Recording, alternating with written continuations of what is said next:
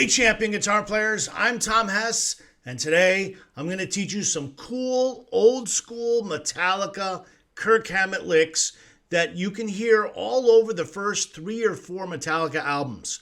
Kill 'Em All, Ride the Lightning, Master of Puppets, and Justice for All. So these are pretty easy to learn, and you can build some nice speed with these licks fairly quickly once you get the hang of the simple patterns in these old riffs. So grab your guitar and let's go.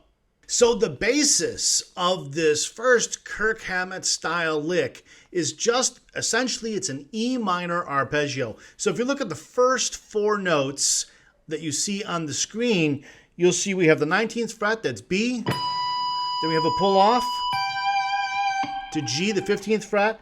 Then we go to the 2nd string and play 17. Then go back to the G note. And that's just a repeating pattern.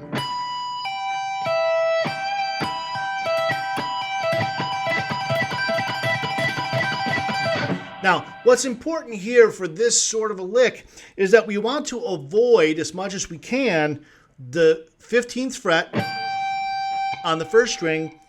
We want to avoid that ringing out when the next note, the 17th fret of the 2nd string, plays. So we don't want to hear this, because then it would sound like this.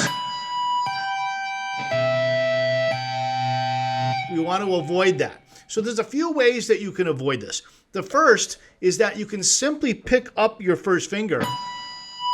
Once you're here, when you get to the 2nd string, pick this finger up so that it's no longer ringing here. So there I didn't pick it up, so you heard the 2 notes bleed together. So we could pick it up.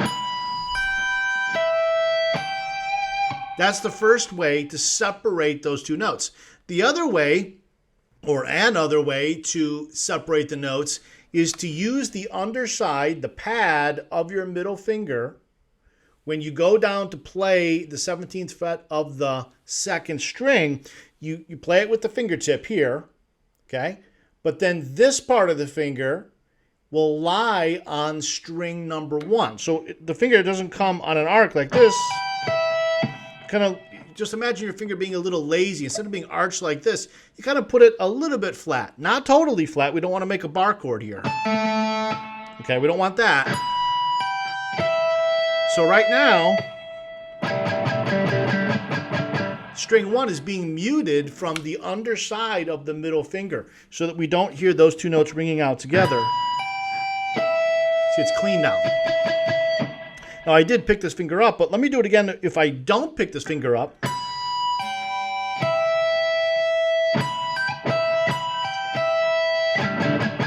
The underside of this finger is muting string 1.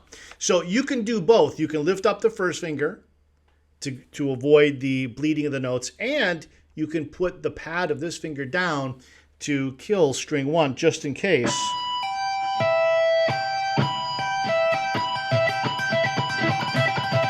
So it's pretty clean that way.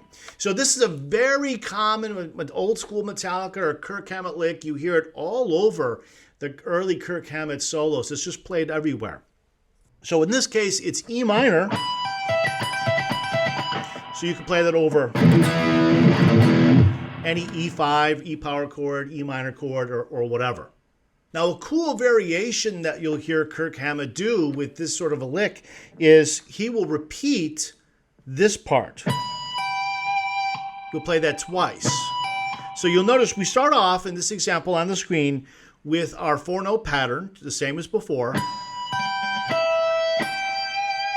But then we do this part twice. Again, twice. So altogether we have a pattern of 4. 1, 2, 3, 4. And then a pattern of 6.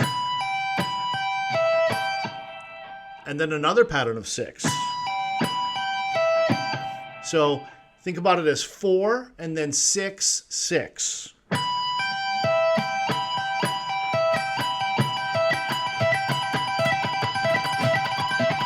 So so on. So that's how it sounds. It's a cool variation. And again, we're still in E minor here. We're playing over basically what would be an E power chord or whatever. But you can play this over other chords, and we'll talk about that a little bit later. But right now, let's just get this variation down.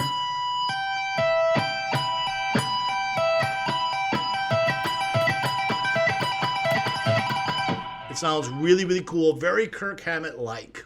So another variation of this same lick that you'll hear in old Metallica guitar solos is Kirk Hammett will often take this double pull-off part and he will replace the 19th fret, this one, with the 17th fret. So you'll see that in the pattern here on the screen. Right there. There again.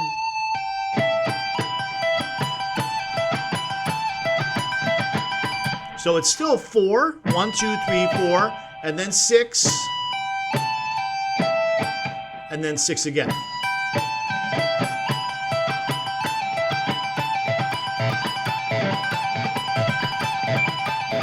So you'll hear that on a lot of solos. In fact, this exact lick appears in the guitar solo Fade to Black, but it's in tons and tons of old Metallica solos. It's a very cool variation on the riffs that we've got so far.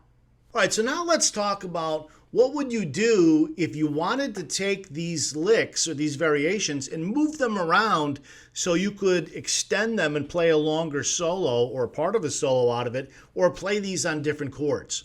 So what you'll see on the screen here is we've got E minor. That's what we started with so far. Okay, that's just showing you the 3 notes for E minor. That's not necessarily the pattern we're going to play. We'll play one of the patterns we already did. Let's say the first one. Okay, now, so that's E minor. Now, if we wanted to play that same idea over a D chord, we would just move it to these 3 notes, measure 2.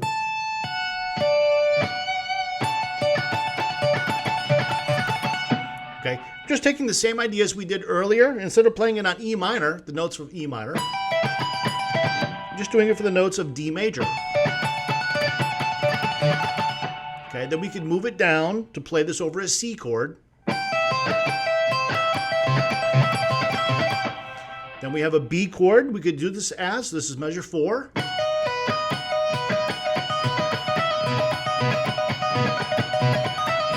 Okay, any of those patterns that we did earlier. Now, if we move this lower, we got A minor here. So we can do our patterns here. G major is here, 10th fret, 7th fret, and 8th fret. This is the 6th measure. Okay, we can move down F sharp diminished. Okay, and then we got E minor again. Okay, so if you had, let's say, a solo or a song that had these chords in it, let's say E minor, then D, then C, then you went back to D, then back to E minor. Let's say that was a little song that you wanted to make up.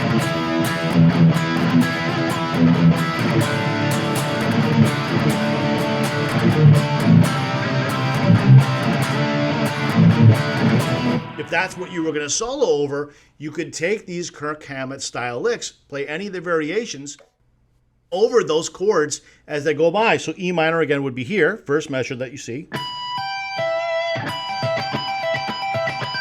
Now for the D chord,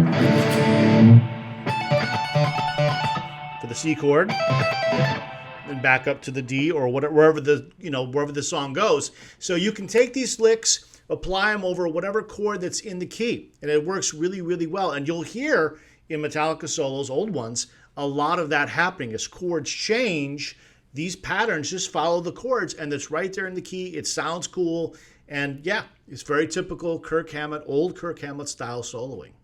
All right, now let's talk quickly about how to practice these sort of guitar licks in the style of Kirk Hammett. So the first thing is what I mentioned towards the beginning, is that we don't want the notes on strings 1 and 2 to bleed together. We don't want this. I mean, I guess that's kind of cool if you like that sound, But if you want the notes to be cleaner and separated, then we've got to do something to keep those notes from ringing out together. So as I mentioned earlier, you can pick up this finger after you're done playing it so that we avoid this sound. The other thing you can do is you can use the underside of the middle finger, or whatever finger's playing the note on string 2, to lie over or mute the note on string 1 so you don't hear it anymore. Or you could do a combination of both. So that's the first thing to pay attention to when you're practicing. The second thing is that instead of playing everything in E minor or any specific single chord, try and move these things around as I was showing you earlier.